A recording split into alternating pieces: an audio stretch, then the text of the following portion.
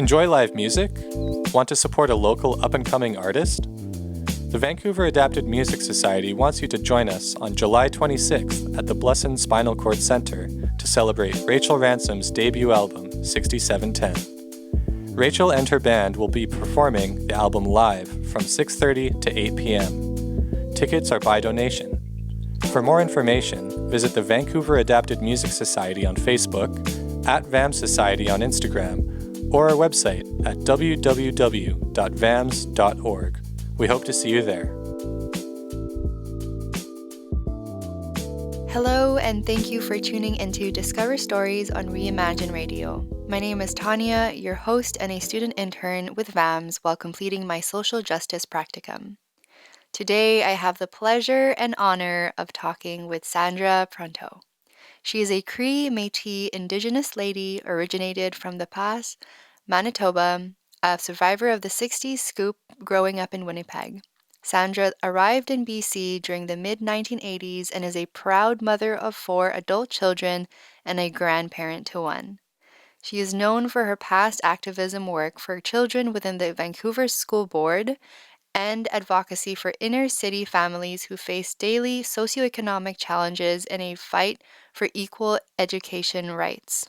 Being a young mother at the time, she learned to be proactive in various areas such as Indigenous social issues, special needs children needing extra support.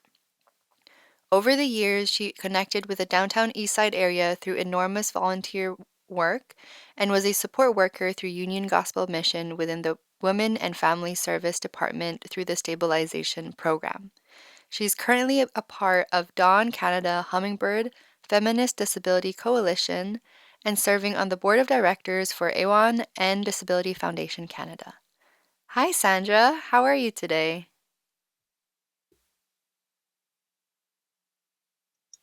Good morning. Hello, Tanya. Thank you for having me. Oh, it's such a pleasure. I'm so glad to talk with you. As soon as I read your bio in the Disability Foundation website, I knew that I just wanted to hear more about your story. So thank you so much for coming on and joining us. My pleasure. I was wondering if maybe we can start off with a little bit of your childhood. But can you share some of your earliest memories growing up and how they shaped your perspective on life, identity, belonging, and also advocacy work, which is a very big part of what you do right now? Okay. Well, as you know, I'm a 60 scope survivor.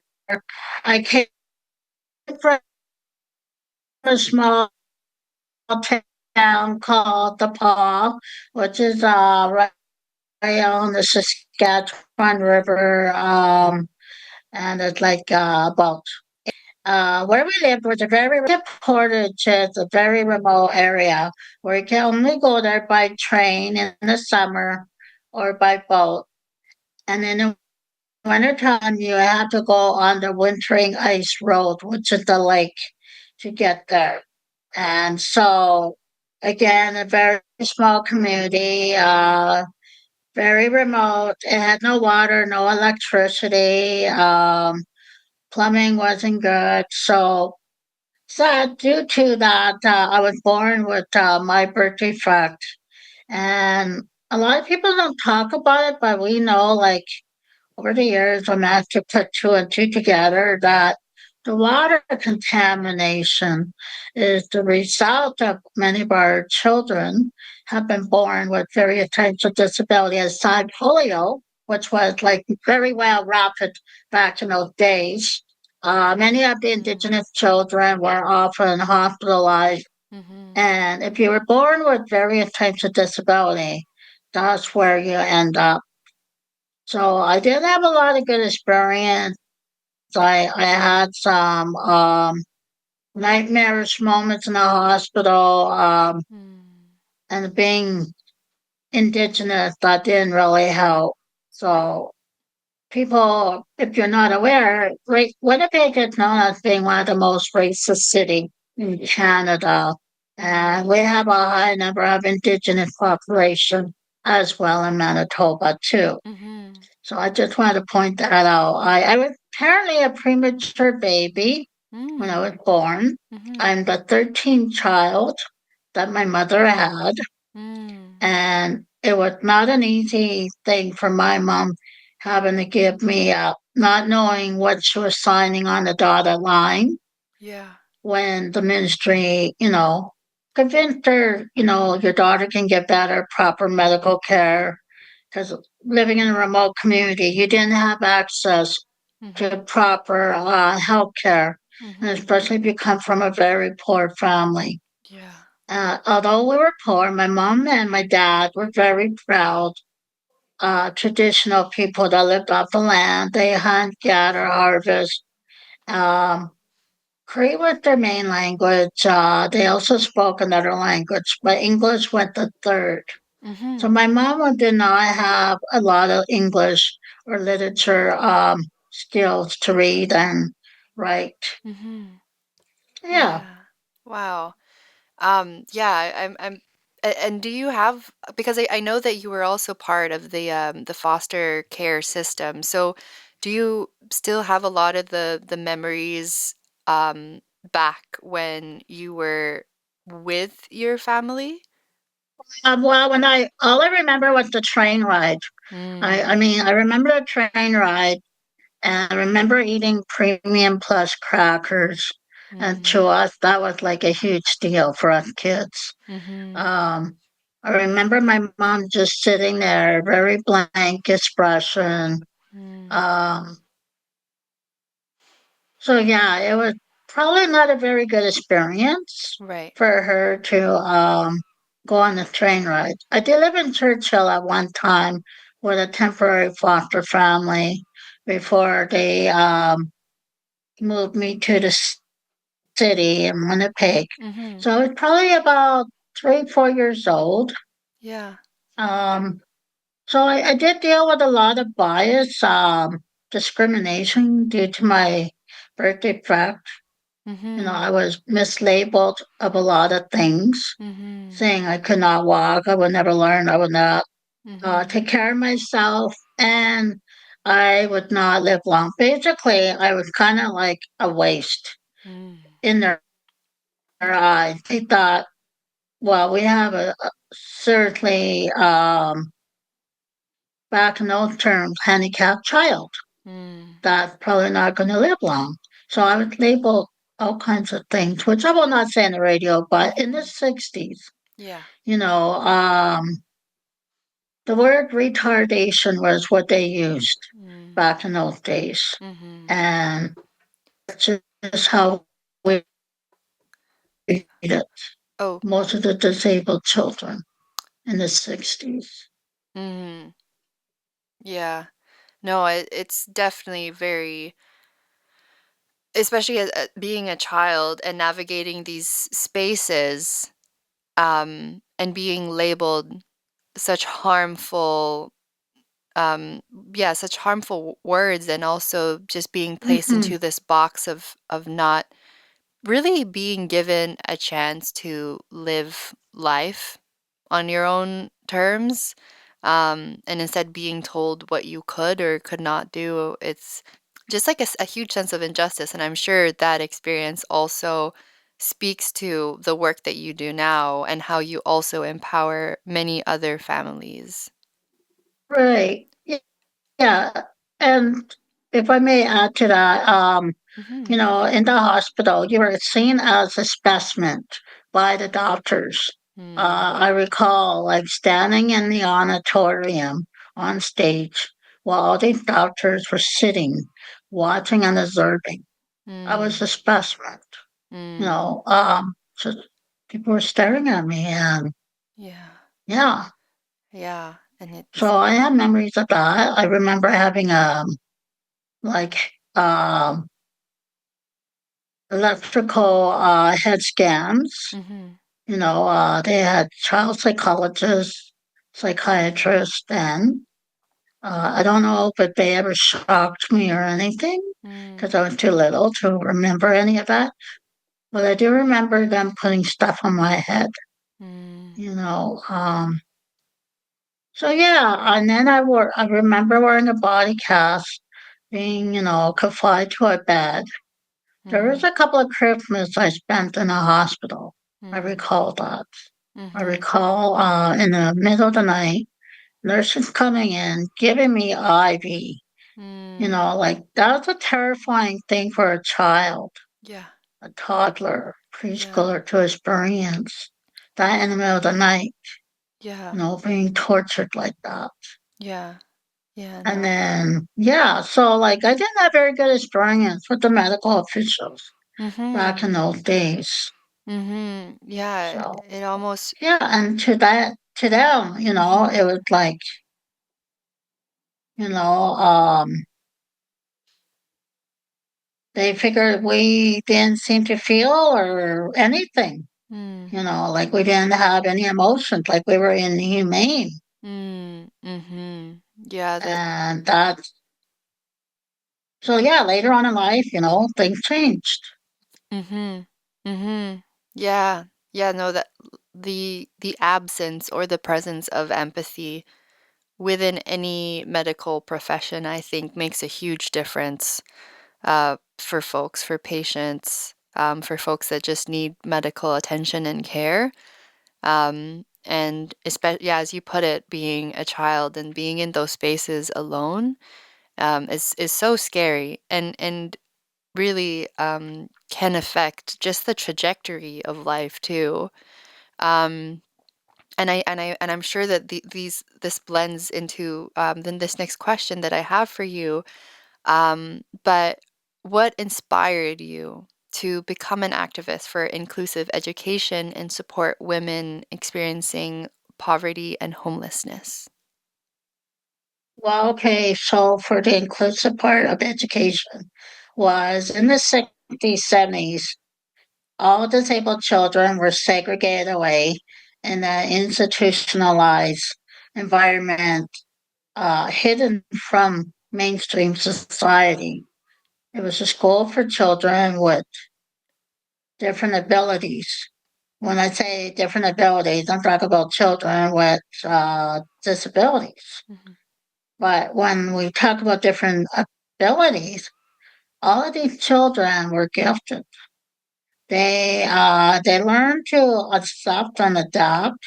But even then, kids can be mean. Like even growing up, we would, ridicule one another's disabilities. People were, jobbing, poking fun at other students. Like I was born with scoliosis. I was born with partial hearing impairment, and I was born with all kinds of other issues that affect my mobility. Yeah, so again, congenital birth defect is a lot to do with like your insides and your body not growing properly, fully developed. And like I said, I was a premature baby. I'm today now only, I was 4'11, I'm now 4'9. I did wear body casts growing up, body brace, till I was of age. But when you hit your puberty, you're starting to develop and you want to show off your curves. You want to, be noticed in that. Like, and that's normal for a young girl who's hitting puberty, right? So I was a normal child going through exploring who I am as a young girl. Um, so yeah, I stuck it out. I did graduate in 1985. It was not an easy time. It was really hard. And if you know, when you're growing up in Winnipeg, not only are you like disabled, but you're also brown skinned. So even on top of that, you're target. You are like easily targeted for so much stuff. And that's another piece I will share another time. But I think my story can tell you a little bit about gender based violence on what it was like for me growing up and the hardship, the harshness of how I'm treated. Yeah. So I did live a high risk lifestyle as a young teenager. Because again, you got to remember, I was in foster care. I was exposed to a lot of things, sadly, at a very young age. And I had enough of foster care at the age of 14. So I went into an all girls home. Mm. And in the group home I was at was with other women, women from troubled background, women that were young and pregnant. I wasn't pregnant, but these girls went there. And it was run by Salvation Army in Winnipeg. It was a good place. I stuck it out. I graduated. Many times I wanted to quit because it was so hard going to school, being Mm. targeted every day. And back in those days, I was young, I was feisty. I didn't put up with stuff. Even though I'm disabled, I still managed to physically get into altercation. You Mm. know, uh, it's not the answer, but that's Mm-hmm. how I was able to cope. Yeah. Yeah. Um, so then later down the road, I had my children. I experienced what like living in poverty as a single mom, being a social assistant, raising my kids. Mm-hmm. I did go back to school down the road. Had a partner who was a building manager, Mm-hmm. and he's the father of my two youngest children. Um, we're still good friends today. Mm. Mm-hmm. Um, so then I learned a lot about what it's like being homeless because there was a time in my life after 9/11 that I actually came to that position. And I actually got into in legislative poverty, which was a group run by our very own Jean Swanson, who I met back in the 80s. Mm. 80, no, I would say 1990, 91. Mm-hmm. I met her. So, and then I volunteered for them. And that's when I learned about low income. I learned about like the wealth and the poor, how that works in the Mm-hmm. justice system when you're dealing with socio-economic levels of classism. Mm-hmm. And then I learned about the downtown east side because Mm-hmm. I had been down there, got involved with stuff down there. Mm-hmm. I have lived experience on both sides of the fence, Yeah. and I had seen what the homeless population can do and experience the hardship. Mm-hmm. Yeah, so poverty is huge in Vancouver, Mm-hmm. but now it's sporadically all over. Mm-hmm. Yeah. Mm-hmm. Yeah. Yeah. No, thank you for sharing all of that. And I also see how um even growing up there were these it seems like there was this pocket of also finding some sense of togetherness with other girls, of being with other people who were experiencing what you were experiencing, and now being at the position to also um, support folks who were experiencing what you experienced growing up, being a single mother, being a young mother, and how that looked like not having, a huge support system. Um, so no, I see how they all intersect and how they're all coming together. Um, and also, yeah, as you were sharing that inclusive education piece of um, of just making sure that every child feels welcomed and that they belong, instead of being Yeah. othered.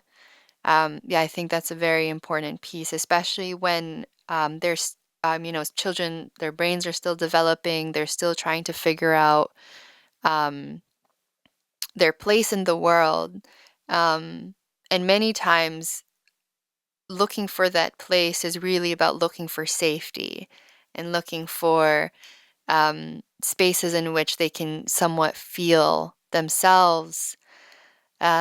So yeah, that is that is a pursuit of making sure that there is inclusive education. It is very important, especially to young folks. Yeah, yeah, for sure. And I think that was a part of my activism role too, was when the kids were in school. And my kids attended an inner city school in East Van. We lived in East Van. And as you know, East Van versus like Kitsilano or Shaughnessy or the British properties are no match. We're all, you can see the classes and division right there. Because we're seen as the riffraff bunch. And basically, we are not seen as approving in society's eyes. We're often mislabeled, all kinds of things, because we don't have money, you know. And when you go to an inner city school, you're automatically targeted as, oh, these kids are behavior challenged. These kids are living in poverty. These kids are exposed to like all kinds of poor conditions, not just living.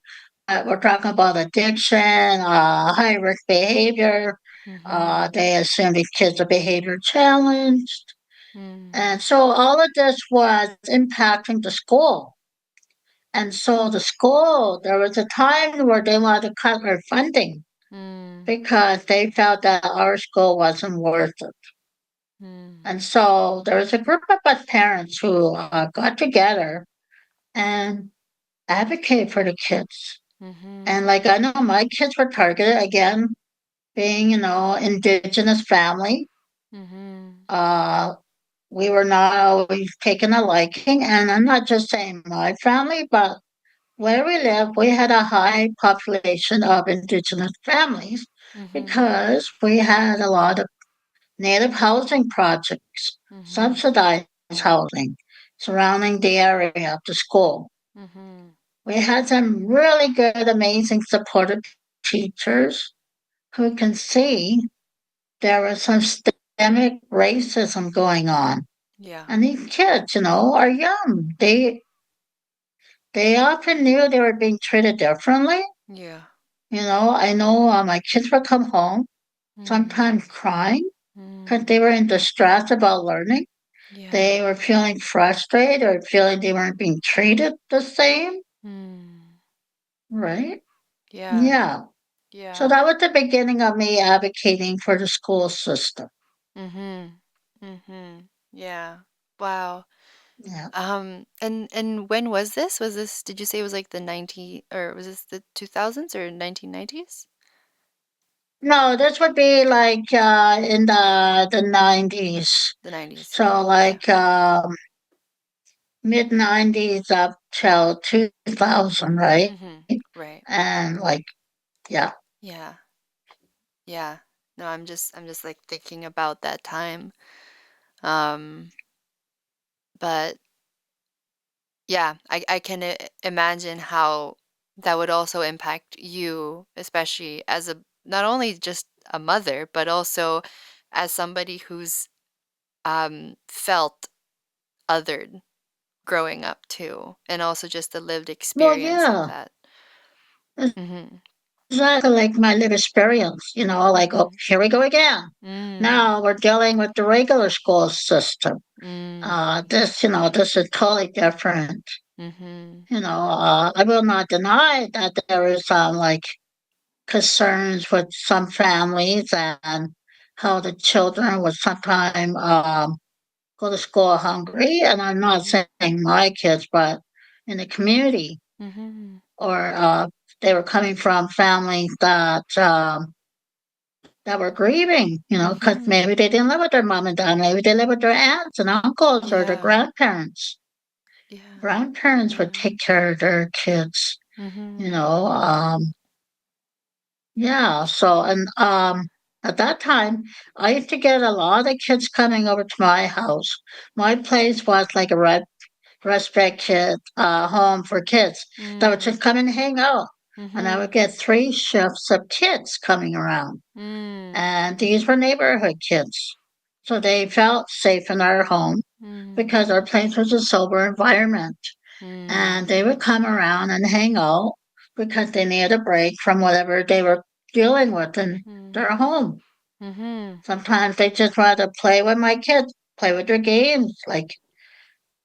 Yeah. And I remember I'd taken in two Vietnamese young girls who were brand new and they were learning English.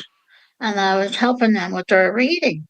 Mhm. And the last time I saw them, they were in high school graduating and they never ever forgot me. Mm. They always thanked me. Yeah. I would like to see. I imagine they're married now, maybe have kids of their own. Mhm. Yeah. It's always nice to run into some of the old parents, some of the kids that are grown up now.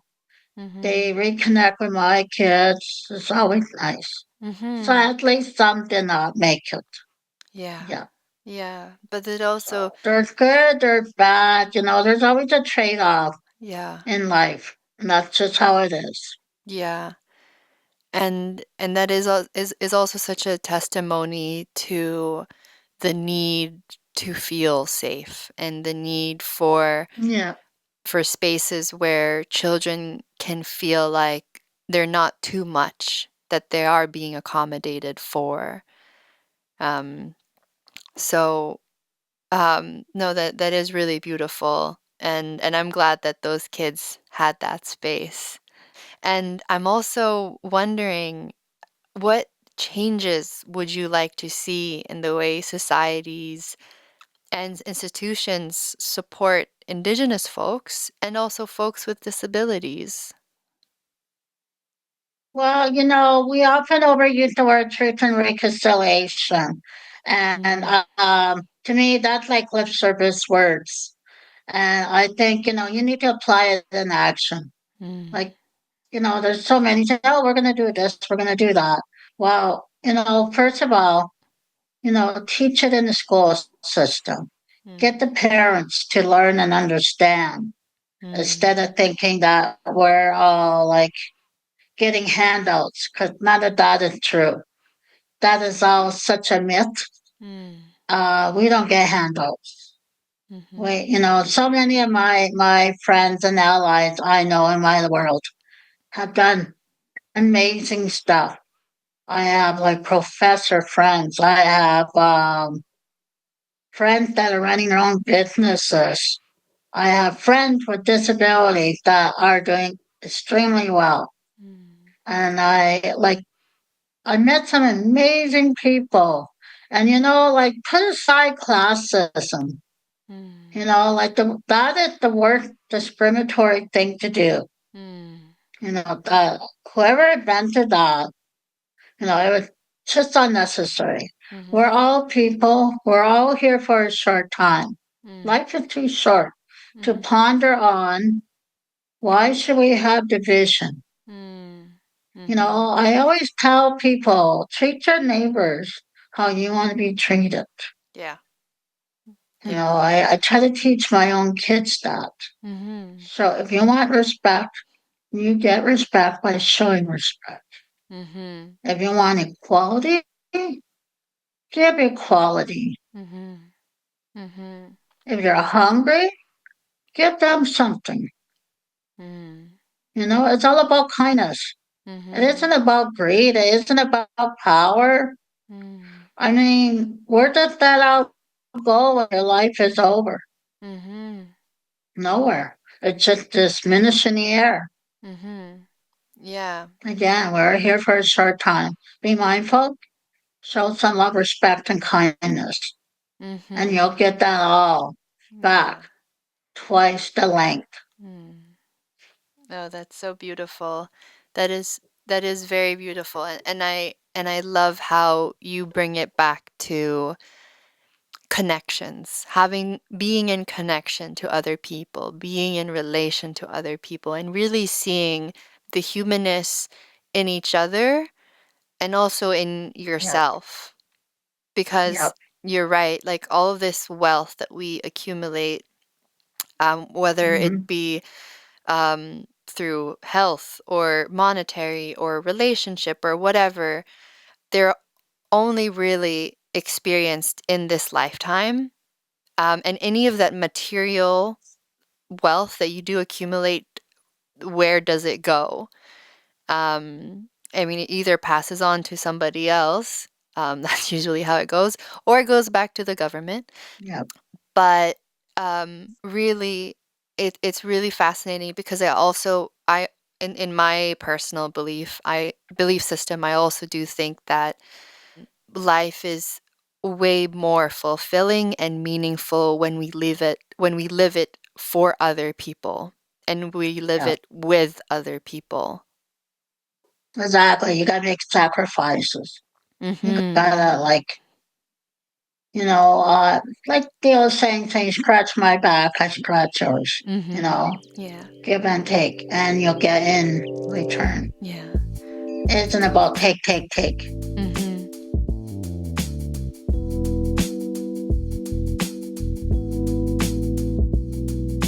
Stay tuned for more of Sandra.